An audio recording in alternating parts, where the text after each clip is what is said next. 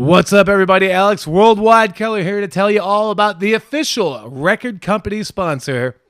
That's right, I'm saying it's official, of Absolute Intense Wrestling. I can only be talking about one label. That's right, Flannel Graph Records. They sent me a bunch of free amazing stuff.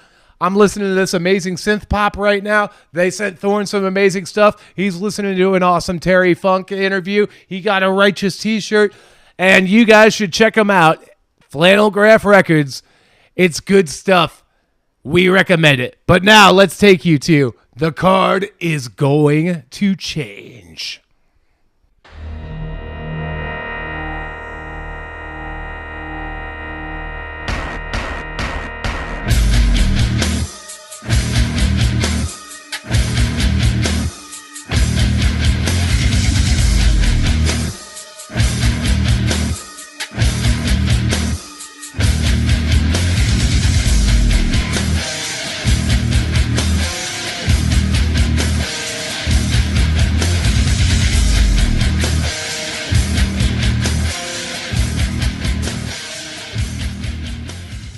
Hello once again, everybody. Thanks for listening to AIW's The Card is Going to Change. Before we get into this week's episode, as always, I want to give a shout out to our sponsors that help us bring the show to you for free each and every week. Firstly, thanks to Angelo's Pizza. They're feeding us here as they always do while we record, and they, of course, bring pizza to you at our live events at Mount Carmel. If you want to try more of their pizza or anything else on their menu, it's all delicious. Head to Angelo's on Madison Avenue in Lakewood, Ohio. And thanks to Smart Mark Video, they record all of our live events. And if you want to relive any of those or watch them for the first time, you can purchase that on DVD or digital download from smartmarkvideo.com. And additionally, head to powerbomb.tv, sign up using the code ABSOLUTE, and you will get a 20-day trial for free, and then stick around and just keep watching the shows that we put out there from the AIW archives. And as always, thanks to Jack Prince, who helps take care of all of our printing and graphic design needs. They can do all of that and more for you, whether it be banners, t-shirts, business cards, flyers, everything and anything. For all that they have to offer, head to jackprince.com. JAKPrince.com. Yes, those lovely vocals, none other than Alex Worldwide Keller. Rock and roll vocalist. Sanger. Wow, joining us once again, as well as PME, the Philly Marino Experience. Hello. me. See, I could sing too. Oh, yeah. Got it, bro. Look at that. Look at that. And, of course, AIW owner John Thorne, as always. My name is Steve Guy, your moderator of sorts. And we mentioned rock and roll from the outset here because on this episode, we talk about AIW at the Vans Warped Tour. The last Warped Tour. The final Warped Tour ever. R.I.P. W.T.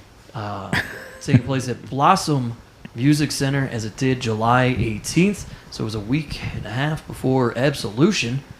And, Well, before we get into that, I just want to address that I feel PME may have spoken the least amount of words in podcast history for any podcast guest on any podcast in the history of the world. Okay. Yeah, we're gonna try and bump it up on this one. Worldwide was thinking. Worldwide was looking at the sky. I was like, maybe Potato, but we never released that one. Or did we? I think I did. I think we did like a secret release or something. Yeah, I think I did like a bonus episode, the Awful Potato episode. Yeah. If that's what they think. But he did talk it out. He did say it a lot. I can neither confirm or deny. I think the Potato's going through some personal issues because he Yeah, something like that. he hit me up and he's like, "Let me know when you're podcasting again, buddy." He's like, "I'd like to sit in on a session." I forgot to tell him, so I just texted him. So maybe the Potato will just pop right in He here. just wants to sit in, huh? Yeah, I Doesn't don't want to say anything. You can give me $10. Does he owe you $10? Oh, we'll get to. For something that happened at the goddamn Warped Tour. Well, yeah, we'll get to that in a minute. Oh boy. He owes us money too. Yeah, he sold somebody our 8x10s, but sold them the wrong price. Sold two of them for $5. Hey man, you got to make Did you deals. get that $5? Oh no. Oh. $15 owed to the Weird World Experience from Dave the Potato Dawson So you guys want to? from Warped Tour. You guys want to buy a car? Did he So did he give you the $5 initially, or are you talking about you didn't get the $5 you feel you're owed? Oh, I didn't get $5 I feel I owed. Yeah, so he got the $5. You got the $5. Oh, Yeah, I that's didn't nice get- for you guys. Yeah, no, I got that, but you still owes us more money. Okay. All right. You hear me, Potato? So, Coming for but I mean, before we jump into this, let's just. I feel like we gotta just dive into the PME right now and Get a little PME backstory. get something out of these guys. Where the hell did they even come from? Yeah, Atlantic because City. Wow. That's where you hail from. Where is that? you got to talk into the Lay microphone. your head. Where are you from? We're Erotic City. Erotic city. Erotic City, Yeah. USA. We're Sounds like a strip club. yeah. How did this tandem even come about? Well, we started in Mega, and when we were there, our trainer told us, like, well, you guys are going to be a team. And Was there a purpose for it? no, they had no idea and no direction. But I will be honest, Biggins is the one that kind of gave me a little bit of a guidance. Yeah, what do you say? At Colossal Con, he came up to me and was like, Philly, do you have abs? I was like, no, I don't have abs. He's like, I think you have abs. That chest hair makes you look like you have abs. I love it. Next thing you know, Biggins was in love with Philly Collins. He wanted more Philly. And I remember Which we were got booking. Philly a booking at Bachelor Party Championship. Well, Wrestling. that happened. I remember randomly because we would go to all the Mega Championship Wrestling shows, and there would be all these students walking around, and I just went, "What about that guy? What's that guy's deal?" And hated Marino because he was in all the matches, but Philly Collins was underappreciated talent walking around, and me and Biggins would just always crack jokes about Philly Collins. Say, why isn't Philly Collins on the show? What are you guys doing with Philly Collins? And I wasn't there for the Colossal Con thing, I don't think. no, I think it was just Biggins and, oh, man, who was sitting next to him? Somebody else was sitting next to him, wasn't you? Because I went to that Colossal Con thing once or twice, and it's like my worst nightmare. Like anime convention. I just remember me and Kaplan went and bought a bunch of really expensive drinks. Very expensive. And I hated myself after I saw my credit card statement because I was buying like $15 slushy drinks or something. Oh, they were more than 15. Oh, yeah. We'll go about 30. Well, Philly Collins. Well, 30 for the first one, only 22 for the refill. Ooh, Philly Collins did find his way into some singles competition Well, at AIW. Going back to that, I feel this bachelor party show that I know we did a full podcast on.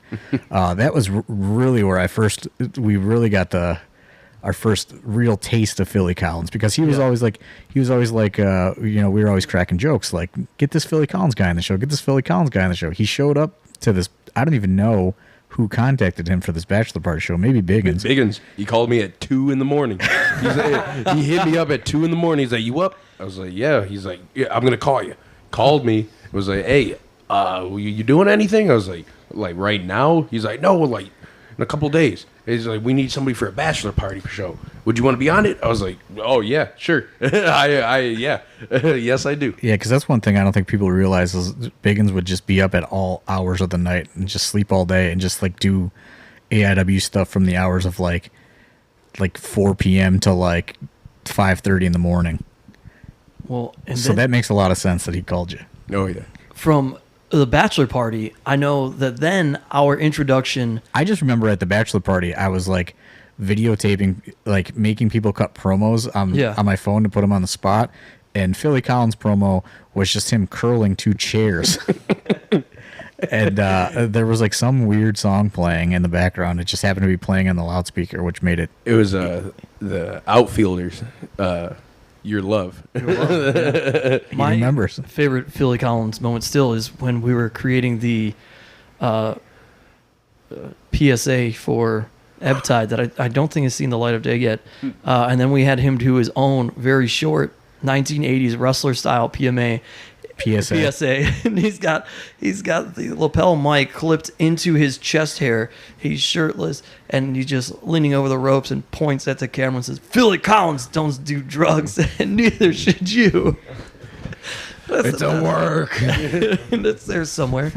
But our introduction to Marino in terms of AIW, we go from bachelor party to birthday party, if I remember this right, because he worked the little kid birthday party. That was the first time we ever had them together. See, these pop-up pro wrestling as a tag team launches careers. Pop-up pro wrestling launches careers. It gave us the opportunity. And of course, I felt bad because I said Mario Tenaglia instead of Marino. Mario And little kids Tenaglia. start chanting. They loved him though. They're like Mario, Mario, and then Philly's trying to get them to chant, and he's like Marino, Mario. And they don't care. It's like, oh, we like Mario better. Yeah, drop the N.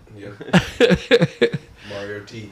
But so I guess nobody really knows that much about you guys, though. Yeah. We're a hidden gem of professional wrestling. Your hidden gems. Yes, Not that sir. hidden. I see you guys moving some gimmicks at that table. Yes, they're moving fast. The AIW crowd loves you. You We guys love dance. them. You dance. They love the moves. They We love love the them. music. They love it all. They love Marino's abs. Oh, of course. Who doesn't? Those good vibes, good times. Oh yeah. Oh, absolutely. Oh yeah. And the chest hair, shooter Philly coming out. When did you guys first team together? Man, it was right around September, like around 3rd. We I would say 2016. yeah, I'll say about that. Because you guys are like, that's the thing about AIW. We have so many tag teams that they're just not a tag team in the ring. This is why the Weird World Experience is such a thing, because you have Worldwide and Weird Body, who are a tag team in life and in wrestling. And that's what did you guys become that instantly too? Yeah, I would say pretty instantly. Yeah, I mean, we just kind of started hanging out a lot and trying to figure things out. And next thing you know, it was basically like being in a relationship. Is it like if you ever seen Step Brothers and they're like, oh, 1, 2, 3, what's your favorite dinosaur? Yeah. And that's basically how PME is our friendship. This is from the start. For some reason, we knew that we were going to be friends. I definitely see some similarities between PME and the Weird World too. Like Philly's the worldwide of the team that gets very aggravated and insane before a match. Hot Philly. Hot Philly. Very hot. I can also just be a pile of just like insane rage nerve at like just energy before a match. Marino, have you ever shouted at him? Marino and Weird Body, I guess you guys are the slimmer halves of your teams. And, much more calm and collected. And also, I believe Marino is also the businessman of the team. Like Weird Body is the businessman of your team. Not 100% the businessman of the team. Oh, Marino's 100%. You're the merch man. businessman. I'm the merch man. But he's the businessman. No, Marino's a businessman.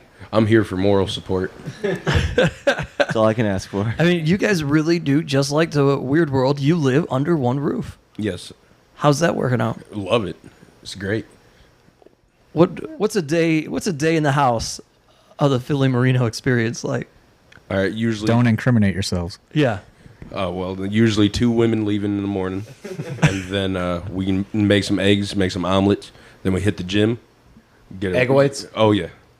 Well, I usually make some ham omelets. Marino makes some ham omelets with yogurt. Then we watch some film. After the gym, we watch some film, do some studying. Then usually hit the training. And then if not... What kind of film are you watching these days? Who you studying? Who you studying? John Claude Van Damme. No, I'm studying more like Razor Ramon, Rick Martel-ish. All right. That's my favorite cup of tea. Who you watching, Marino? I honestly have been in like a spill of Hardys and Edge and Christian just because those were the kind of the teams that got me to love tag team wrestling and wrestling in general growing up. Yeah. You guys make me want to puke. What'd you say? You guys make me want to puke. Why? Everybody Edge. It's Edge. All Edge, all the Edge stuff. Everybody for Edge. I was a lapsed fan. I came back in 2010, and I was like, oh, Edge is still a thing. I was mostly a Jeff Hardy kind of guy. But he's got the Taker hat going right now. Yeah. I got him that for I was his just going to birthday. say.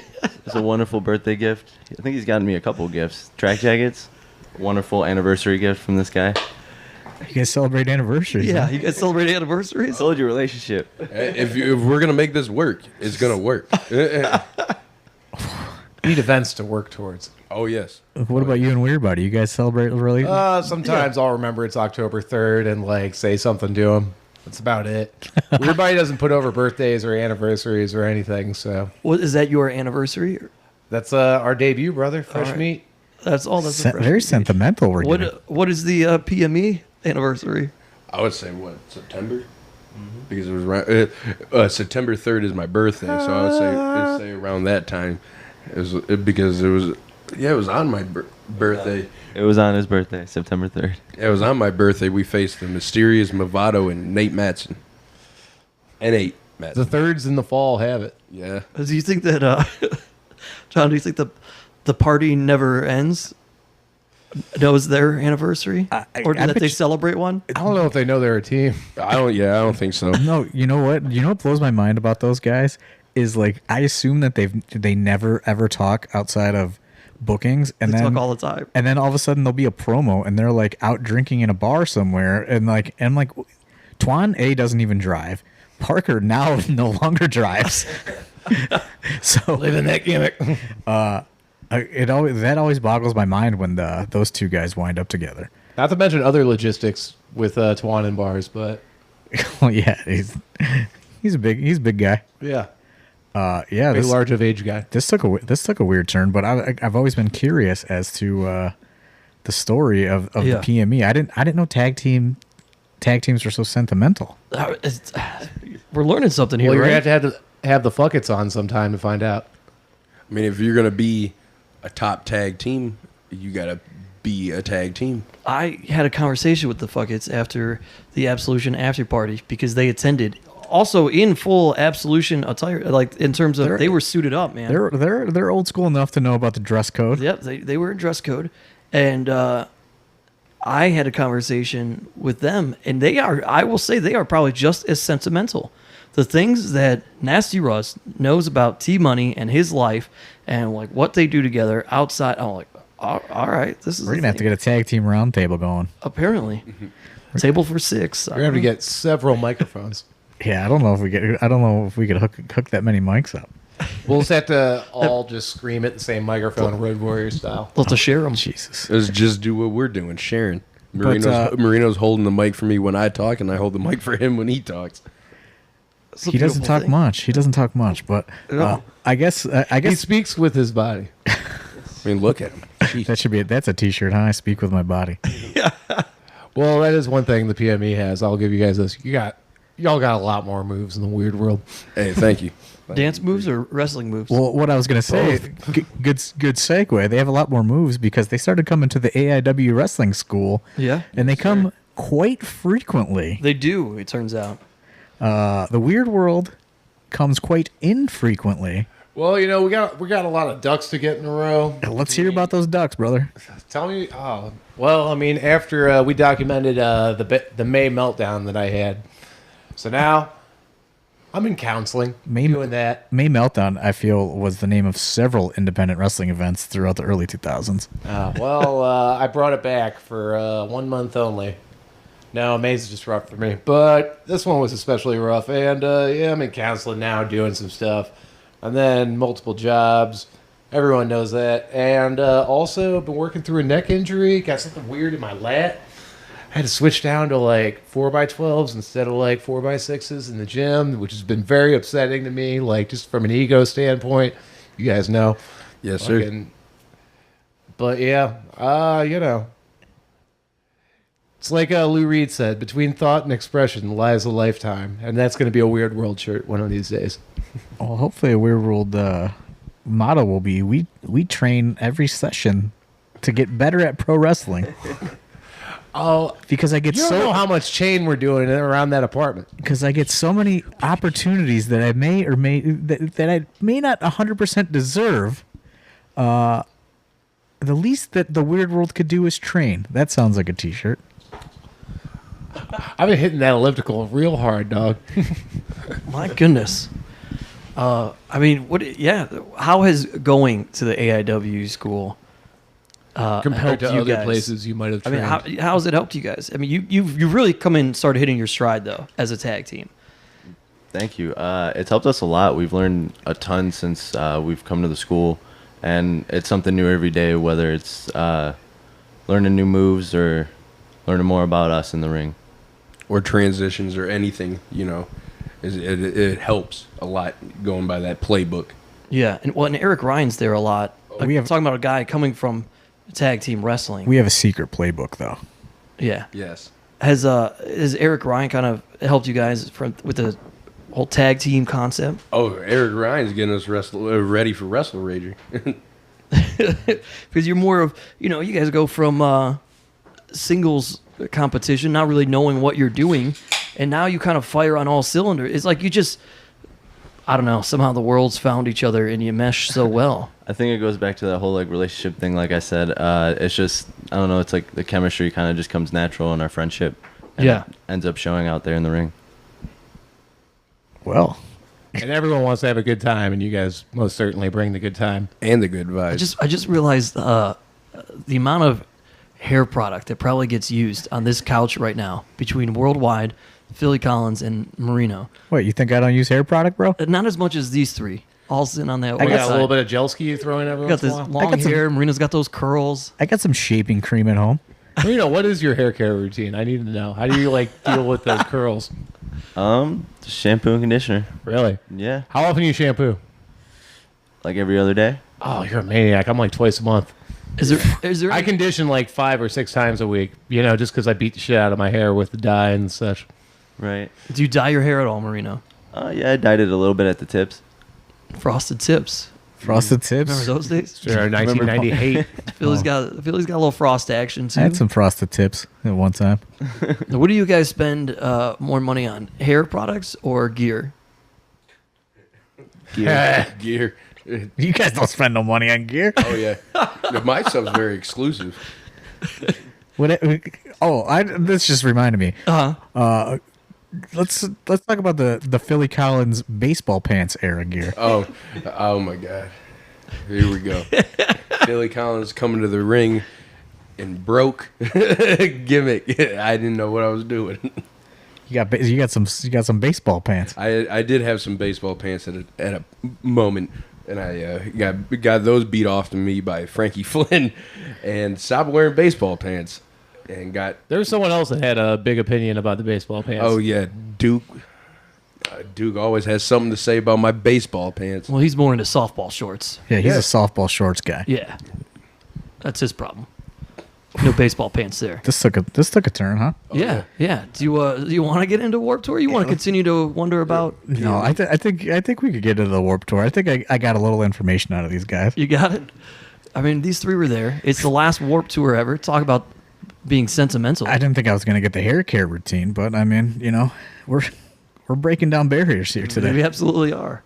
First episode of First, right there. What's up, everybody? Alex Worldwide Keller here to tell you all about at Thrift Store Jobber, Instagram, Etsy, eBay, and etc. And let us not forget, it would be my intense regret, thriftstorejobber.bigcartel.com. And he's got a humdinger of a doozy of an item for you this week. That's right. Pancrase, 1995, Minoru Suzuki, Ken Shamrock. I often find myself being a lonely warrior tonight, and boy, did Minoru Suzuki ever. Back in 1995, he was running wild, not mild, in Pancrase. And Thrift Store Jobber, he's got a shirt for you. It is a roster t-shirt, size large, looks amazing, and you can find out all about it and get 10% off using promo code WORLDWIDE. Thrift Store Jobber, Instagram, Etsy, eBay, etc. and thriftstoreJobber.bigcartel.com.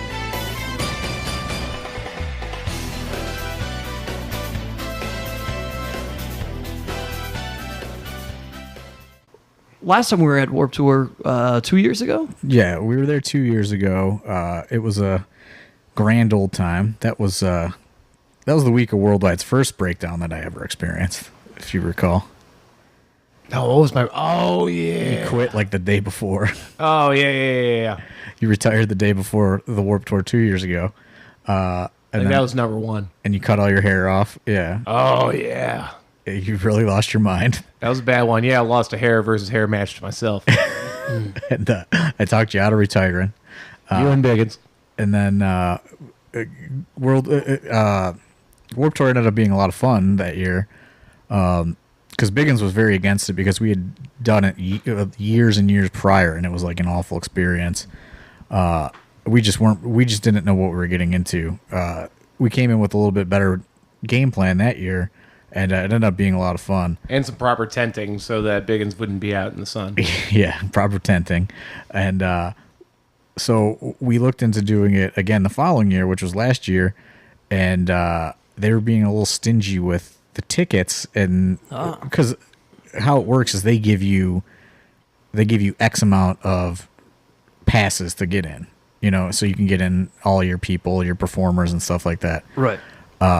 So last year they were like, we'll give you 15 wristbands and then the rest of your people can buy tickets.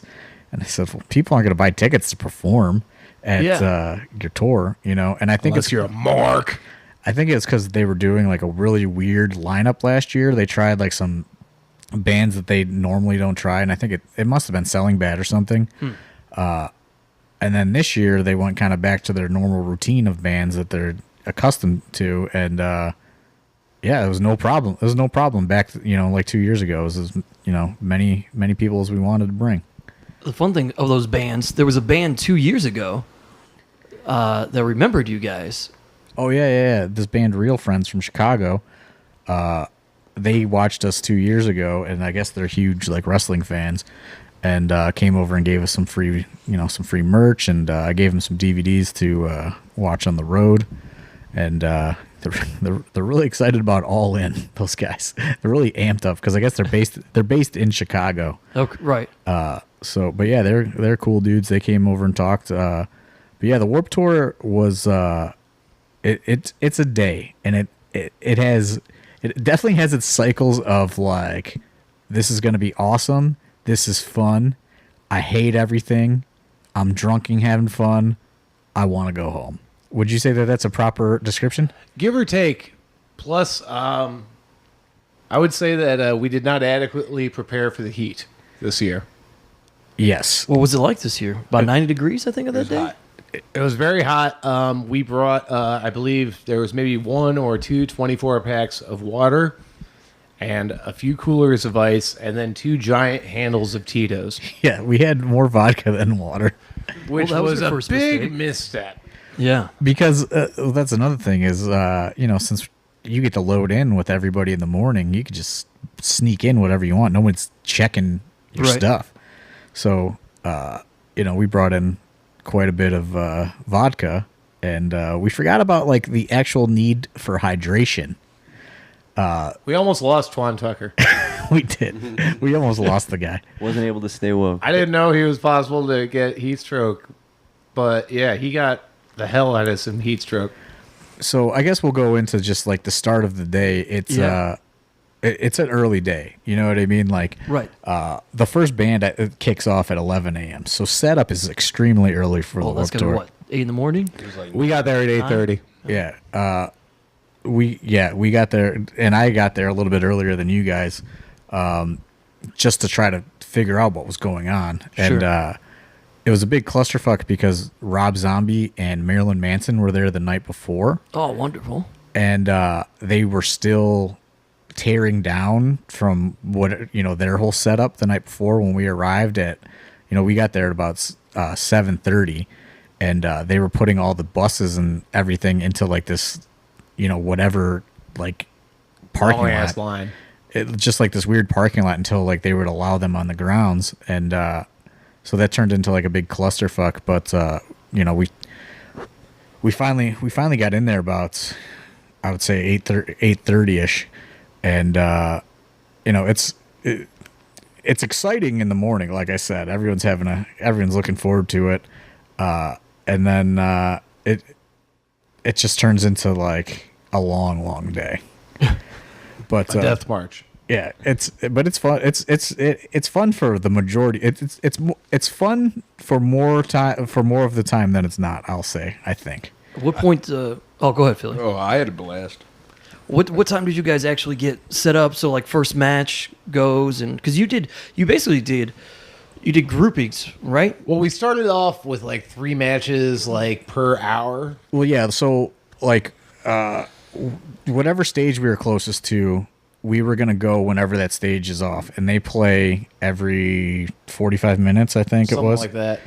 Yeah. So we were gonna go at every I think it was every 15 or 45 on the hour. I couldn't remember. I think it was 05. Yeah. So, we were going through all that and, trying to coordinate that because you can't really have a game plan until you figure out where they're going to put you. They don't tell you where you're going until they're just like, okay, here's your spot. All right.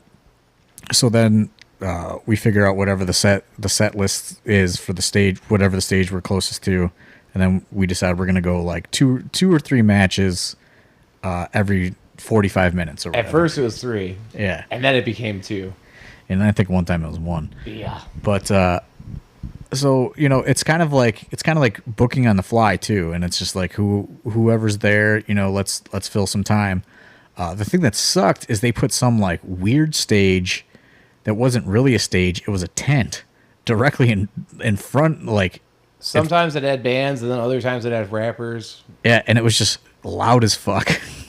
Our PA was useless. Yeah, there was no point even like we shouldn't even had microphones because that's a whole other thing that you need to coordinate. They don't give you electricity or anything. Right. You have to like secure like your own generator and like your own tenting and like all this other stuff. Dr. Dan was at high level stress because I said I just put all these tasks on Dr. Dan With tents. because the year that we did it 2 years ago, the Sankas brought stuff, but then now that Nick Sanka is a family man, Right. he's just he can't be taking days off to go to the Warped Tour anymore. So Dr. Dan was forced to acquire a lot of these things, and we got it all done. But it turned out, based on how this fucking weirdo tent was, that we didn't even need fucking microphones or anything because nobody could hear anything anyway. Though we did get to hear, I mean, you could sometimes hear things, and we got to see, we had some of our undebuted students on the mic trying to hustle up some Merch viewers. sales. Yeah, merch sales, viewers. And some of them surprised me. Yes. What surprised me is we have, like as I said, they're very strict on the amount of people that you can bring. Yeah. And I'm not going to name names, but several of these motherfuckers showed up with their girlfriends, friends, had people I didn't even know texting me, asking me how many free tickets they could get. A little date day, huh? So I was very irritated because I needed to get the actual people that were going to wrestle in. You know what I mean? Yeah. And then all these other people and I didn't even some of these people I didn't even give wristbands. I just said you're on your own, pretty much. So was this killing any of the good vibes for PME? Oh no, the good vibes were very strong. The only thing that really sucked was that I was playing guessing game with water bottles and Tito's because everybody wanted to have water bottles filled with Tito's and leave them places, and then you're like, oh, I think that's mine, and it's Tito's, and you just chug a Tito's before you go out to the ring. Tito's Roulette, brother. Yeah, I would say the heat had a lot of people pretty shook. Pretty angry. Everybody's upset. Well, like, no, I'm just saying, like, watching the work in the ring, like, there were some people that were, like, just very much feeling the heat. Yeah. And it was, it gave a lot of guys that came a lot of opportunity to, get some reps in front of a crowd that they weren't wrestling fans really. You know what I mean? They were, so they were very excited. And it was, I looked at this more of like an all day long infomercial commercial for AIW. We had banners hung up. The match quality really didn't fucking matter.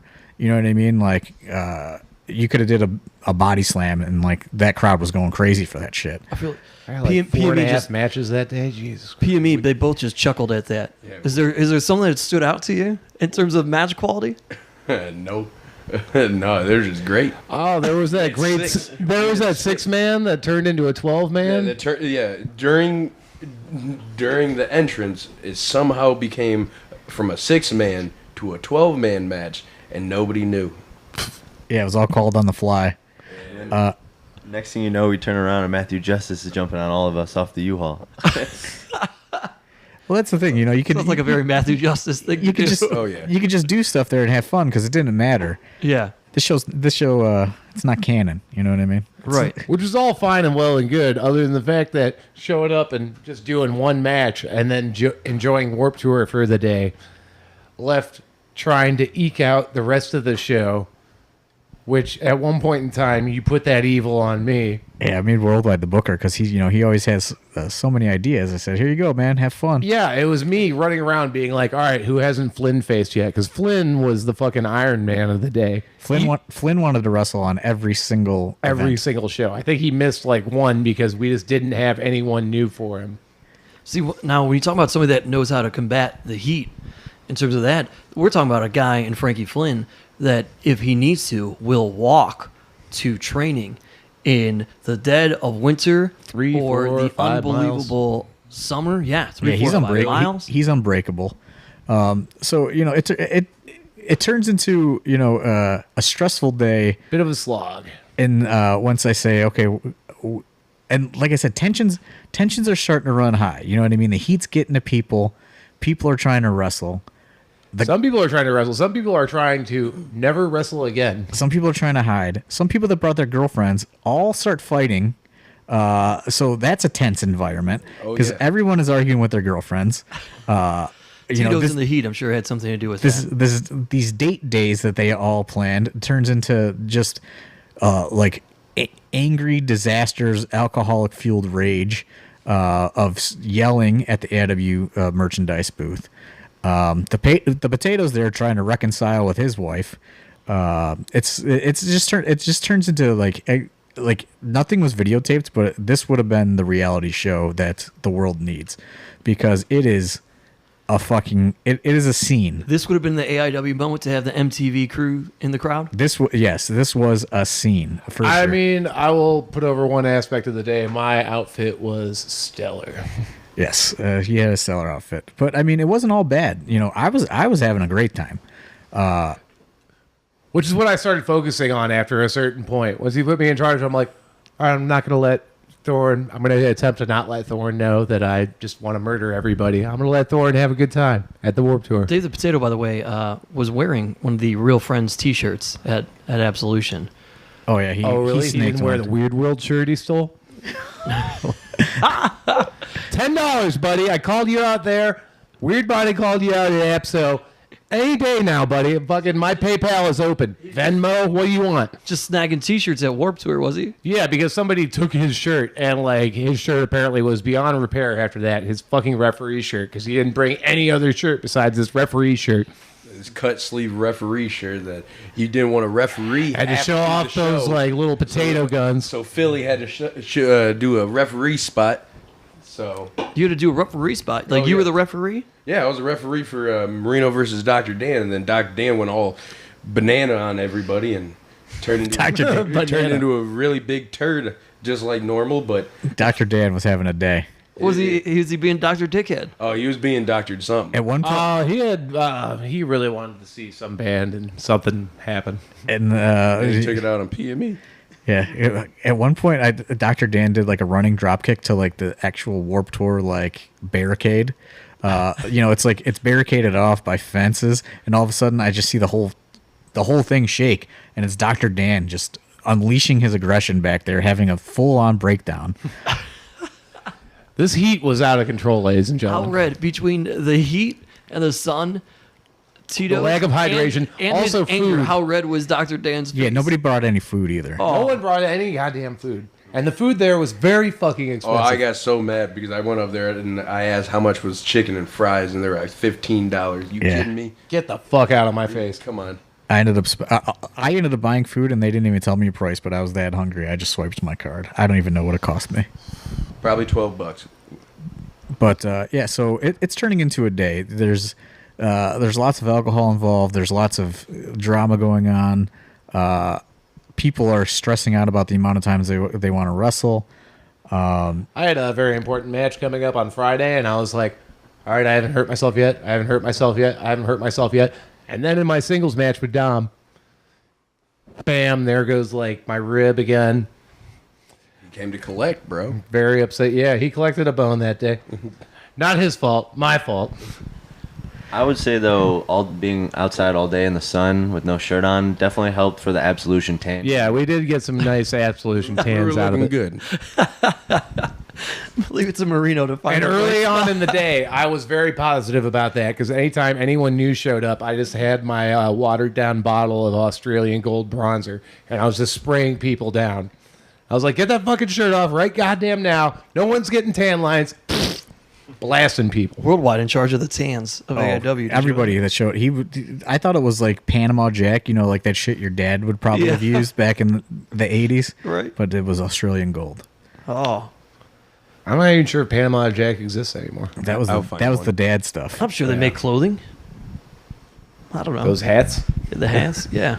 So yeah, it turns out to be a fun day. Some AIW students got to come along that are not yet professional wrestlers. Zaytoven got to crowd surf for the first time. Yes. Laurel had quite the doozy, to borrow a term from Worldwide. Yeah, of a crowd she surf, wound up correct? on Cleveland.com just fucking getting wrecked, like getting just dropped right on her head, which was the funniest video I ever seen. I mean, I watched it live, and I thought she died, but then when she was okay, I was like, oh, that was pretty funny. And then I was just looking at Cleveland.com the next day, like, oh, videos from Warped Tour, and then it's like, check out this crowd surfing crowd, and it's just her just dying, which was pretty funny. Was there anybody that wanted to crowd surf, and you're like, no, that's gonna be weird. I don't think by the time Twan would have been in crowd surfing mood, he was dead from the heat. Yeah, he just passes right out, right? Just sitting in a chair, just passed right Like out. tried to wake him up, it was like drool, and like I was like, we might have to get medical personnel, but we just got some water to him. Yeah, He was okay. it had a little Tito's in it probably. Yep. Every water bottle had Tito's in it. There was And eventually there was some Tito's that had some recycled water in it. And it's still at the storage unit, I believe. It's the Mountain Dew and Tito's. Jesus. Because no one was waiting in line at those Porta Johns. No, there's a lot of those bottles that were filled up with pee too. Wow. Yeah, it was a Industry day. secret. It was a day, but nothing was videotaped. Like I said, it was just kind of like a promotional thing.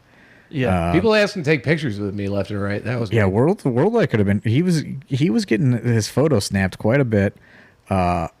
Potato also bonus.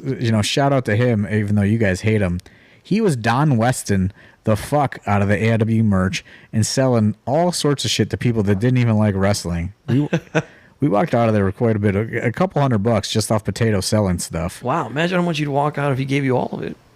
Oh, I got it all. A legend. Potato was just in deal mode, so he was. Yeah. He was in car salesman mode. Yeah. Car salesman. Yeah. You guys will get that $5 back on his the- discount from your car. There was one incident, the first show of the day, a guy, non-wrestling fan, did hop the rail and attempt to get into the ring, but Tom Dunn quickly de-escalated the situation, thankfully. Was this your match, Philly? Yeah, it was during the PME versus the production with Eddie Only and Derek. PME versus the production, and this guy just rolls in. Are you outside the ring or are you inside when it does it? No, we were inside the ring, and he tried to get in. Derek was calling him in, and he was coming in hot, but then Tom Dunn just swooped him up. Said no thank you. Probably Yeah, probably and- for the best. and much- Derek loves egging that crowd on. Oh, Yeah. And then I had to say, hey, guys, let's not do this here. Yeah, this 'Cause isn't Mount Carmel crowd where it's- everybody's paying no. attention. If not here, then when? When? Because wrestlers just want to fight fans sometimes, and I don't understand it. Yeah, I don't get that. I just don't understand it. But every wrestler just wants to punch a fan in the face. Like they're just dying to do it. And I mean, if your wrist is taped up, then yeah, you go nuts. But They are supposed to hate you. Like that's part of the goal, right? For some of these guys. but they Sometimes- would I don't know. They should just know better. That's all I'm saying. Yeah. Because this is not what we were there for. It's not a wrestling crowd. You know what I mean? It's Right. there to just promote the AIW letters. You know what I mean? And try to get some people interested in Absolution. and the wrestling school if they're like, oh man, I could do that. You know what I mean? Yeah. No Smart Mark video here today. No video at all. Yeah. I brought a GoPro and then I just forgot it was in my pocket. And so this is also a place where Andy Williams of Every Time I Die, I believe, participated a couple years ago. Yeah, he did not participate this year. Were they there this year? They were there this year. But no participation. Well, he got an injury, I think, right? Yeah, he said he didn't want to wrestle until the Black Craft show in Pittsburgh, which has already happened at this point. Yeah. But yeah, that's so he didn't want to do it this year. They were there. There was a bunch of weird bands on it this year because it was the last Warped Tour. Twisted. Oh yeah, so we all watched Twisted. They were a headliner this year. I got to meet Twisted, which is pretty random. Whoop whoop. It's not trademarked by Psychopathic. What's that? Whoop Whoop isn't trademarked by Psychopathic because there was apparently a split. Yeah, there's a split. I did a lot of research after watching the Twisted live set and meeting them because I haven't seen Twisted perform live in probably 15 years, at least. So I kind of fell out of following the scene. But yeah, there was a split. They started their own record label apparently, and they're which this was the same day as the Gathering of the Juggalos, so that really confirms the split. Oh, I'd say so. But yeah, they were walking by our area to get to their stage, and they stopped to watch the wrestling for a second, and I snapped a pic with them behind the barrier or whatever, the backstage area. Yeah. So yeah, I know worldwide there was that one band you really want to see. Harm's Way. Harm's Way, yeah. They played nice and early, which was wild because they had played my house in 2010. Yeah. And yeah, Twan and Zay came and watched them, and they were all marveling at their singer, who is very jacked. He basically looks like a 5'4", John Cena with a full chest piece tattoo. Wow. Just going. Actually, I just remembered there was some video, and it pissed me off that this video was released because Worldwide decides to book a battle royal with everybody who is drunk at this point. Everyone and anyone. And apparently some AIW alum, a deep album cut that I didn't even know. Yeah, Thomas Von Erich, man. Show number 1 was there. Wow. Thomas Von Erich, and he was there. We were talking. He got in the battle royal. Worldwide convinced me after lots of Titos to get into the battle royal. But my rule was I was Iron Sheiking it at the fucking gimmick battle royal. I wasn't going over the top rope. Yeah, and the funny thing is, by that point, I was like, I don't give a shit if you're in gimmick or out of gimmick or whatever you're doing. Everyone's doing the goddamn battle royal. We're not doing a battle royal with less than 10 fucking people. I don't give a fuck if you haven't worked a match in fucking 6 hours. You're going to the goddamn battle royal. And everyone did. Yeah, Thomas Von Erich fucking swings for the fences on me. That dude he hasn't worked in a while. You could tell. He's fucking lighting me up. My buddy the Hot Rod's in there. Oh boy, Hot Rod. Making his debut. But what pissed me off is that was just us kind of having fun and fucking around. And on Twitter the following day, the full battle royal is on Twitter, uploaded to YouTube, because fucking superfan John Batts was in there and wanted to release his pro wrestling debut And retirement, because that was abysmal. Wow. I was not happy about that video being uploaded because The baddest, raddest dude battle royal. yeah, I was not happy about it. And also, one of the AIW students learned the hard way how to call it in the ring, because we had the thing booked for because Flynn had won the Warped Tour title. There was some weirdness there from Dr. Dan, but then he thought he was gonna be the winner or something. Well, no. Well, Flynn, or something. But either way, student Mighty Millennial John Michaels was, we were told, you're getting eliminated second or third from last by Flynn since you caught a fluke victory on him earlier today. Telling stories here. And Thorne didn't know about these stories and was deep in his Tito's. And apparently John Michaels was just I'm not supposed to go out yet. I'm not supposed to go out yet. And Thorne was just fucking yeah, you are. Yeah, so you got it, dude. I didn't get the creative to Thorne, apparently. Imagine that. I had flip flops on, man. I wasn't going over the top rope. Yeah. Yeah, it makes sense. So Thorne went out, the baddest, raddest dude, Battle Royal, and Warped Tour champion. It wasn't an Alpha 1 title at all. How late were you guys there? Oh, we booked it the fuck out of there. I think I was gone by like 8 o'clock. Yeah, I mean the last band. 7:30. Yeah, the last band I think goes on at 8:30. So Oh, okay. Yeah, we had the thing broken down. We had the ring loaded back in and broken down. I like did like a lap because by that point I was so like cooked by the sun and everything else. we watched Twisted. We watched Every Time I Die, and then we discovered that our wristbands that we had on all day got us access to side stages, and we didn't even try or know anything. They didn't tell us. So then we tried to do side stage for a Real Big Fish, which was they had too many people up there. So then we just said, "Fuck it, we're leaving." And me and Wes Barkley went to the Texas Roadhouse because we needed to eat food. It's delicious there. Yeah, makes sense. Good stuff. Free peanuts. Anything? That bread. Anything to throw out that we didn't cover from this wonderful Warp Tour? Did you guys just leave all the couples fighting? Yes, Yes. Yeah. Absolutely. I think they've all reconciled It though. was such a resounding everybody. Yes, we got away real fast. No one had anything. Yeah, I just drove the hell back to Cleveland, and cause I had like I'd like maybe drank like a couple shots of Tito's over the course of the day, and like a few Bud Lights, but then like it was punctuated by a bunch of water, so like I was never drunk, and I was never like not drunk, and very annoyed with everything. You're just in drinking purgatory. Yeah. So I was like, I'm going to go unload this fucking van and then go to the bar. And so I did. Well, all right. Got to the bar around like, I think 10 or 11 after like finally showering and all that fun stuff because it was a brutal day in the sun, ladies and gentlemen.